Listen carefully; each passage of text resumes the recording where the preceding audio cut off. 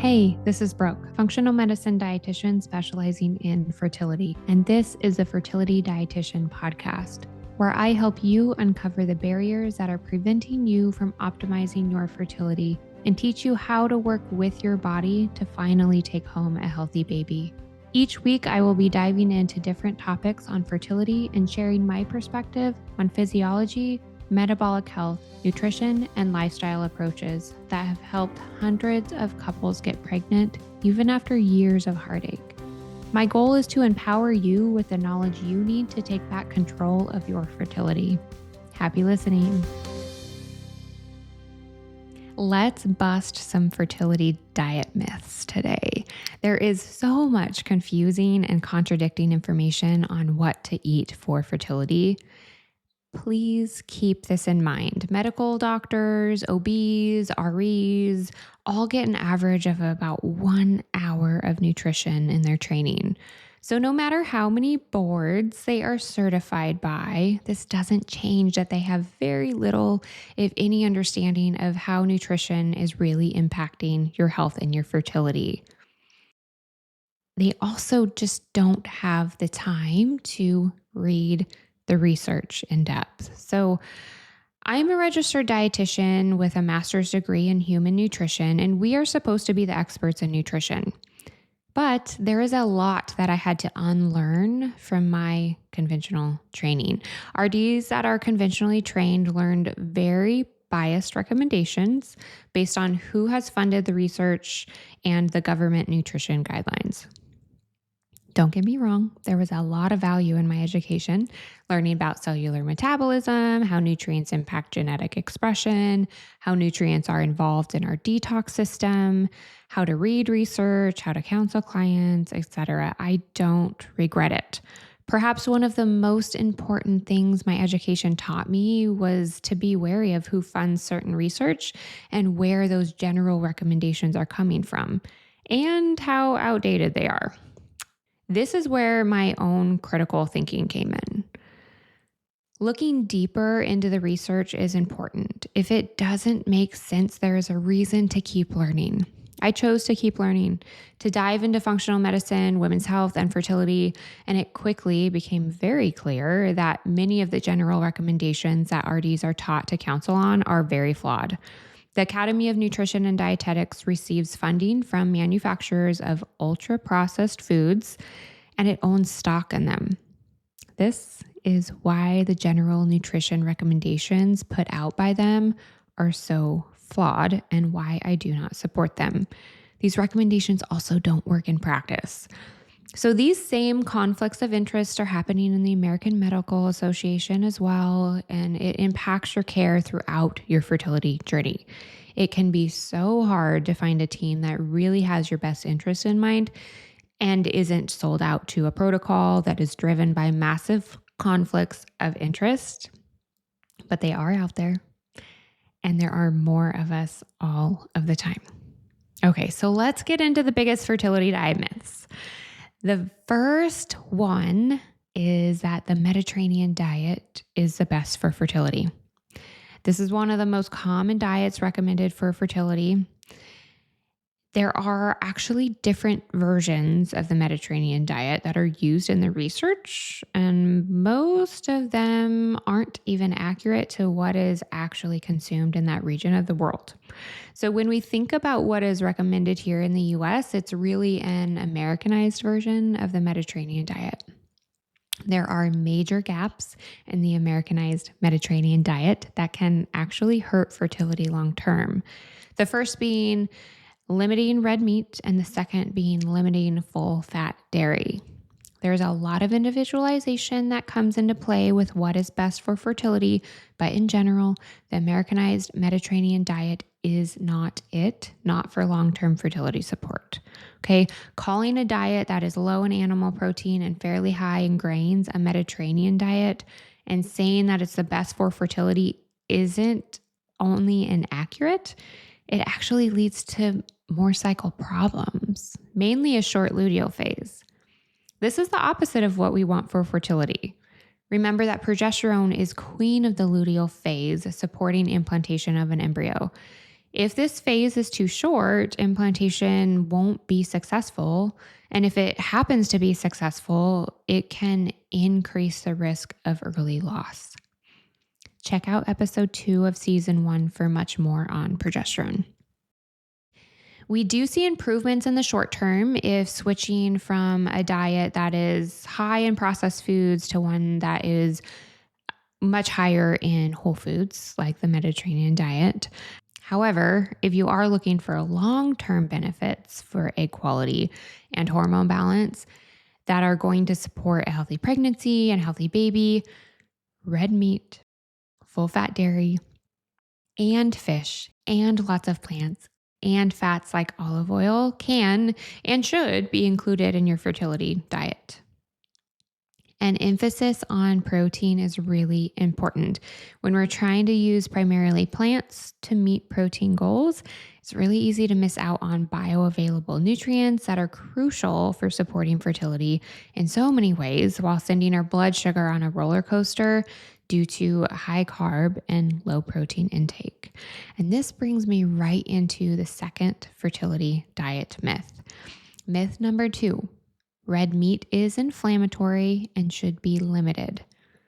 At this time, there is zero reliable data showing that meat and animal protein is bad for fertility. Did you know that many studies downplay or completely leave out the benefits of meat when they are concluding results? And many are poorly designed, prematurely categorizing meat as unhealthy prior to even doing the study? Only reading the abstract or the conclusion of a study can be very misleading if a study design or methods has been biased. This can even come through in the title of the study, making it seem as though plant protein is more supportive than animal protein. But if you take a closer look, you often find the opposite is true. For instance, in one study, the association between different proteins and IVF outcomes was looked at. In the conclusion of the study, it was stated that fish consumption was associated with increased chance of live birth via IVF. In reading the study, you find that red meat was shown to increase the chance of live birth to the same degree as fish. Yet this wasn't mentioned in the abstract or the conclusion, but only in the full text of the paper. Just relying on the researchers' takeaways doesn't tell the whole story, and most providers aren't reading the entire research study. Another large study that looked at ovulatory function and diet showed that women who are eating the most animal protein had the lowest rates of ovulatory infertility. Guess what? This result was only very briefly mentioned in the full text of the paper.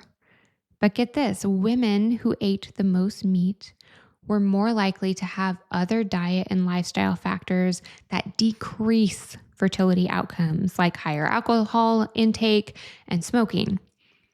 So it seems as though meat even has a protective effect on fertility. Okay, so if studies are misleading or flawed in their design, how do we really know if meat is good or bad? I like to take a step back and think about what ingredients, aka vitamins and minerals, support egg quality, ovulation, and pregnancy outcomes. High quality protein is so important for all of those things. B vitamins like B12 and B6, choline, folate, zinc, calcium, copper, iron, vitamin D, vitamin A, and fatty acids, just to name a few. Guess where all of these beautifully packaged up in nature? Meat and other animal proteins. We can't deny that these are the ingredients that support fertility, and they are found in animal protein. If you are thinking, or someone has told you, that these nutrients can all be found in plants, we can't forget that animal protein is higher quality, meaning more complete amino acids or protein building blocks and more bioavailable than plant protein. This means it's easier for your body to digest and use the forms of the nutrients that are in the animal proteins rather than the plant proteins. These nutrients are crucial for thriving fertility because they support things like DNA programming of the egg and the sperm, which is also known as the quality of the egg and the sperm, ovulation, lining health, and hormone production. The high quality protein and nutrients found in animal protein are crucial for optimal fertility. The quality of the meat does impact the nutrients as well. So if you think about it, this shouldn't be surprising because if the animal ate and lived how it was biologically designed to, it is more nutrient dense. Beef from grass-fed cows has 2 to 4 times more omega-3s, 7 times more vitamin A, and 2 times as much vitamin E, while having less exposure to antibiotics, pesticides, and toxins than conventional beef. This, however, does not mean that you should avoid meat if it is from a conventionally raised animal. You're still going to get more benefits from it than avoiding meat altogether. So for all of the above reasons, a vegan and vegetarian diet is not ideal for fertility. We actually see irreversible developmental outcomes in baby when mom has been eating a vegetarian diet during pregnancy because many micronutrients are lacking or missing completely, and they're certainly less bioavailable, which impacts equality, brain development, and overall health of both mom and baby. The lower protein quality, the imbalance of fat intake, and the excessive fiber intake lead to a variety of cycle issues and fertility challenges.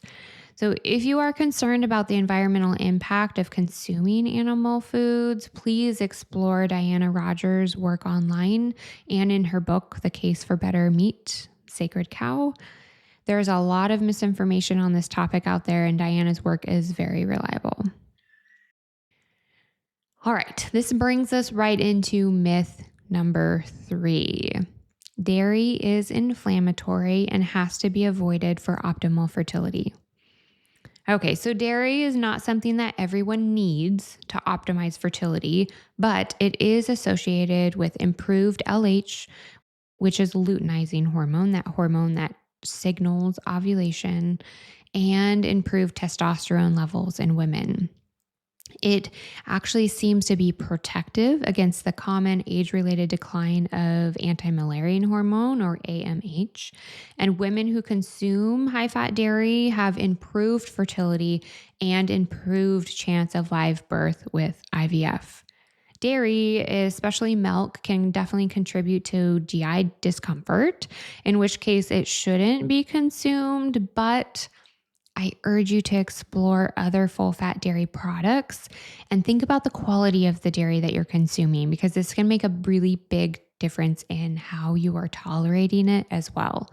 Choose full-fat, grass-fed, and organic.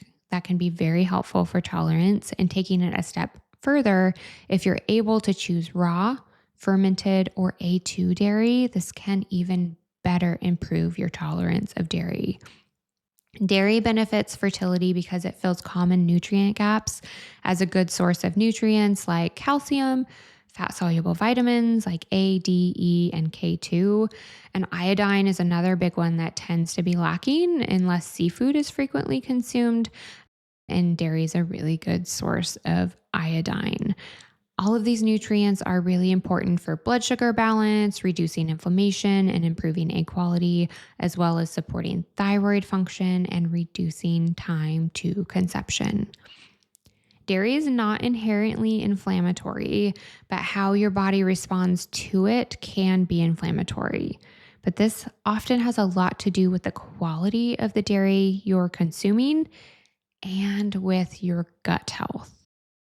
If you have underlying issues in your gut, dairy can trigger a reaction, but this is just alerting you to pay attention to your gut health. This is very important for overall nutrient absorption and immune system health. And there will be much more on gut health coming this season. So stay tuned for that. So these are the top 3 fertility diet myths that I hear. The Mediterranean diet is not the best for fertility. Do not limit red meat, and dairy often doesn't have to be avoided. It can even be very beneficial for fertility. So if you are tired of all the misinformation and want to keep learning the real deal deets on how to support your fertility, please hit subscribe and keep following along. I'd also love to hear your questions, and please let me know what topics you want to learn more about.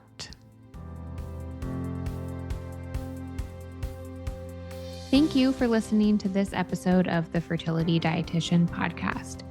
If you enjoyed it, please leave a review to let me know what topics you want more of or less of. If you want to keep learning, subscribe at Apple Podcasts, Spotify, or wherever you listen to podcasts. Check out my website for more info on my private coaching program, Master Your Fertility, or my membership community, Fertility Blueprint. And don't forget my digital store. Come say hi on YouTube and Instagram. See you in the next episode.